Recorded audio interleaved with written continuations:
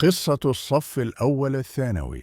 The Old Man and the Sea. Santiago was an old fisherman, and the sea was his companion. His skin had grown dark and leathery from years beneath the burning sun. His hands were rough, cut, and scarred from pulling heavy fishing lines day after day.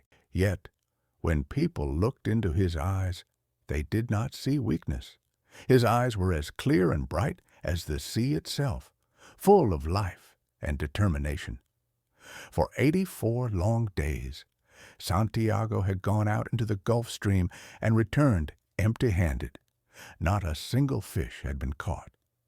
In his small Cuban village, whispers began to spread. The younger fishermen, who still had luck, laughed at him quietly. They called him Salao, the worst kind of unlucky. Yet Santiago carried himself with dignity. He walked proudly with his fishing gear over his shoulder, his back straight, as if luck were something that could never truly defeat a man. Among all the people of the village, only one remained loyal to him, a boy named Manoline. The boy had fished with Santiago since he was just 5 years old. Now he was 12, strong and full of admiration for the old man. He loved Santiago like a grandfather. For 40 days Manoline had fished with him, even when there was no catch. But finally, at his parents' order, he had joined another boat, a luckier boat that brought back fish. Still, every evening when the other fishermen returned with their catch, Manoline would go to Santiago's small skiff. He would help the old man carry his nets, his gaff, and his harpoon. He would fold the patched sail. He would carry the old man's heavy lines, carefully coiled, and walk beside him. "Old man," the boy said one evening as they reached Santiago's hut, "you are the greatest fisherman I know. Someday the luck will return to you." Santiago smiled faintly, the lines of age deepening around his mouth. "It is better to be lucky," he said, "but I would rather be exact. When luck finally comes, I want to be ready for it." The boy nodded. He knew Santiago's words carried wisdom. To fish was not only luck, it was skill, patience, and courage. The hut where Santiago lived was small, made of faded palm leaves. Inside, it was almost bare. On the walls hung only 2 pictures. There was a bed made of newspapers, a single blanket, a wooden table, and 1 chair. There were no luxuries, no decorations, no treasures, except the tools of a fisherman. Yet Santiago never complained. He had lived his whole life with the sea, and that was enough. That evening, the boy sat with him outside the hut. They shared a simple meal of black beans, rice, and a little fried fish. The boy had brought it as a gift from his own home. Santiago ate slowly, gratefully, for food was energy, and tomorrow he would need it. "Tell me about baseball," Santiago said suddenly. Baseball was one of the old man's greatest loves. "How are the Yankees playing this season?" "The Yankees are strong," Manoline replied eagerly. "Joe DiMaggio is playing well. He is always the hero." Santiago's eyes lit up. "Yes, DiMaggio. He is my champion, too. He played even when he had pain in his heel, yet he never gave up. That is real courage. Pain does not matter to a man." The boy grinned. "But you are stronger than DiMaggio, old man. You have the sea."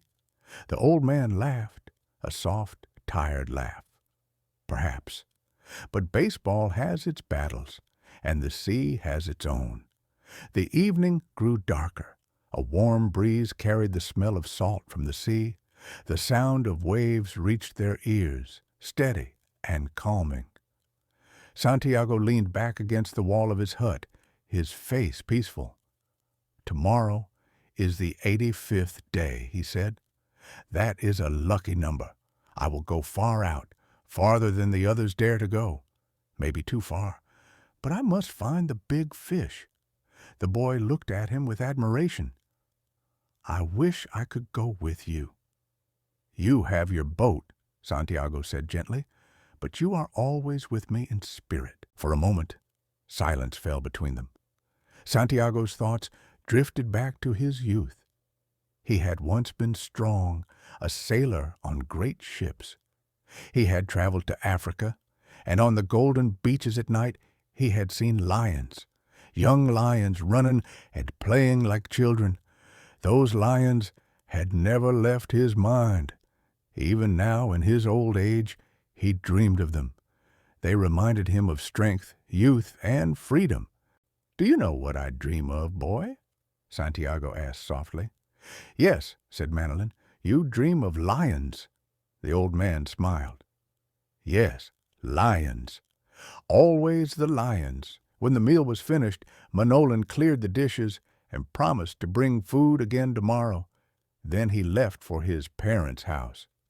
Santiago watched him go, feeling both proud and lonely. The boy had strength and future. The old man had only the sea. Later, Santiago lay down on his bed of newspapers. The hut was dark, but the sound of the ocean filled the silence. He thought of the coming day, of the deep waters, of the great fish that waited for him. He thought of Joe DiMaggio, who played through pain, and of the lions, who never feared. Slowly, he closed his eyes. Sleep came to him gently, and with it, the dream of lions. In his dream, they played freely on the beaches of Africa, their golden bodies shining in the sun. Santiago was young again, strong, fearless, full of hope. And as he dreamed, the old man smiled.